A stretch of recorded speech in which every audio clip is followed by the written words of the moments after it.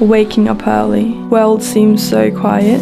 Rest of your family and friends are sleeping. But you're getting out of bed, washing your face, and sitting on your desk to start your day early. To get that work done, to do that exercise, achieving it all a few hours before everyone else wakes up. This video is brought to you by Squarespace. I've always been a morning person and been waking up between 3 to 4 a.m. since I can remember. Currently, I'm a fourth year medical student, and when I first started med school, I had a lecture by a neurology professor about circadian rhythms, which means your biological body clock. That lecture had 7 to 8 slides, but for you, I pulled out the key information and also added some tips from my personal experience as an extreme early bird. Everyone is unique and have different biological clocks. This chart that I stole from the professor shows that there are people with various biological clocks in our world, starting from extreme morning people like myself to extreme night people, so people who tends to stay up until late at night or even until early morning. It's a whole spectrum. You must have heard Apple CEO, Michelle Obama, The Rock, all of those successful celebrities wake up before 5 a.m. Waking up early is often portrayed as being productive in the media. Contrary to common belief, being an early bird doesn't automatically make you more productive than night owls, and vice versa. There has been many occasions, especially on holidays, where I still wake up at 3 a.m. but binge watch my favorite Netflix show, which is questionably a productive activity. So it's about how you spend your time, whether it's an early morning or late at night. But for me, one of the biggest advantages of waking up early is that there are less distractions in early hours of the day, which makes it ideal for deep focus work. It's described by Newport as a state of distraction-free concentration when your brain works at its maximum potential.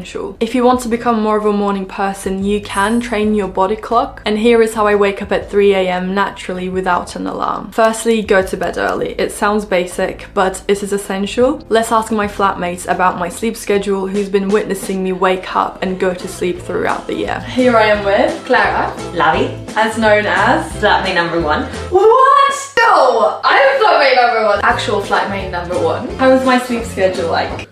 Very odd. It's really weird. Only time I see Em is if I'm up in the morning for my breakfast, and that's when she has her lunch. We barely see you because you're asleep so early. We just hang out in the mornings. Do you know what time I wake up and go to sleep?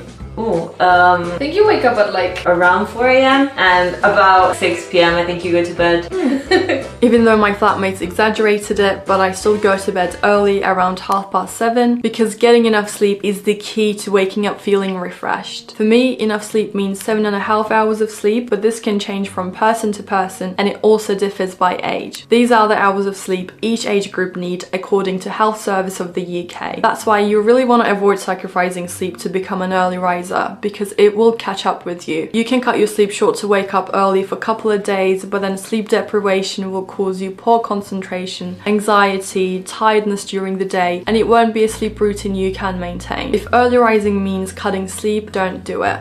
How to fall asleep early using light therapy. If you're not used to sleeping early, once you're in bed, falling asleep can be difficult. Reducing blue light exposure before bed is helpful. Studies found that warmer colored lights increase melatonin production, which is the sleep hormone of the body, the hormone which makes you more sleepy. To encourage my body to sleep, I make my LED lights warmer colored, so yellow, orange and red tones. If you don't have access to LED lights, then you can just make your room darker by dimming your lights. Also, less exposure to bright lights by reducing your screen time on your phone or on your laptop as you start winding down should help as well. I choose to just not bring my phone into my bed so I don't scroll on TikTok and Instagram aimlessly whilst I'm supposed to sleep. You can also make use of lights when you wake up in the morning. This is actually part of a treatment called light therapy in medicine, and it's used in patients with sleep disorders. You can create light therapy at home for cheap by just doing the opposite of what you do in the evening. So when you first wake up in the morning, make your lights cooler colored like blue or cool white, or you could just make your room brighter by turning on your lights, and it helps you feel more energized and alert during the day.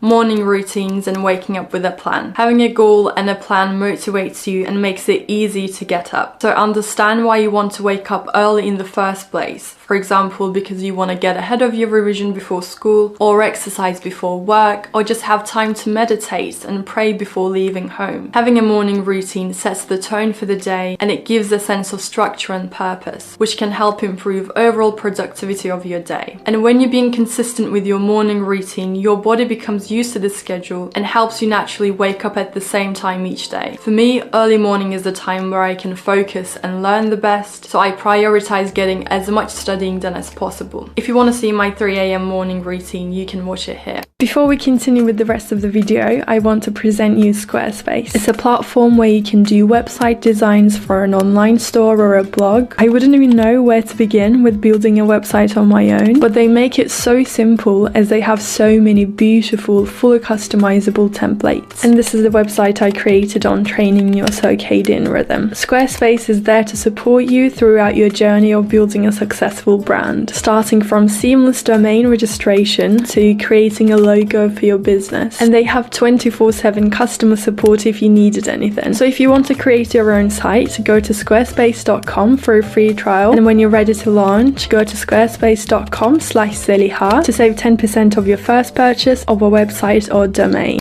Exercise. It's well known that exercise has lots of benefits, and one of them is that it increases sleep quality and helps you fall asleep faster. Exercise affects your body clock by increasing body temperature and by producing adrenaline rush, which makes you more awake and alert. That's why it's recommended to exercise in the morning or early afternoon. Avoid doing high intensity exercise within an hour of bedtime, as it can keep you up at night.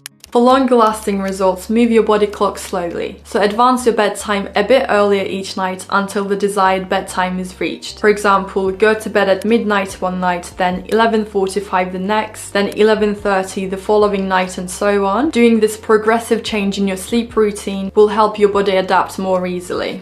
Consistency. Keeping your night routine consistent and following bedtime rituals are useful. For example, simple stuff like brushing your teeth, putting on your pajamas, or whatever you usually do before going to bed, do it a bit earlier. This reinforces in your mind that it is bedtime. Diet. Eating late at night or too close to bedtime can keep you awake. Especially if it's a big meal, your body will be focused on digesting the food rather than relaxing and preparing for sleep. I usually eat my last meal of the day at least 3 hours before bed. Also, avoiding caffeine and sugary food in the evening improves quality of sleep as well. So why do I wake up early? Many people in my comments seem worried because I wake up at 3 a.m. every day, but I've been living like this for over 20 years now. I'm naturally a morning person. My default is to wake up early. I'm embracing what works best for me and my schedule, and I hope you do the same, whether it means waking up late or early. If you want to find out about your body clock, you can check out the questionnaire I put in the description. I linked the exact questionnaire the neurologist asked us to do before the lecture. Oh wait, I need to think what I have to say first. Okay. What do I want to say? Whatever you want to say. Lovely.